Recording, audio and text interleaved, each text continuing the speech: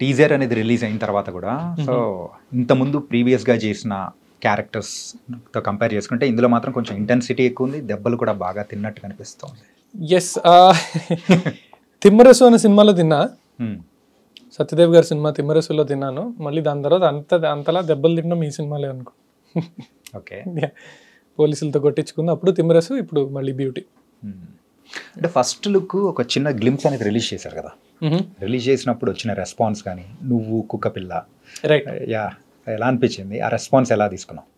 We wanted to release 2 teasers. First ఒక teaser ఏమో proper love breezy అలా release చేయాలి టీజర్ అని అనుకున్నాము. That was the first teaser మీరు చూసింది, కుక్క పిల్ల మీద సెటైర్ కానీ ఇట్లా అండ్ ఆల్.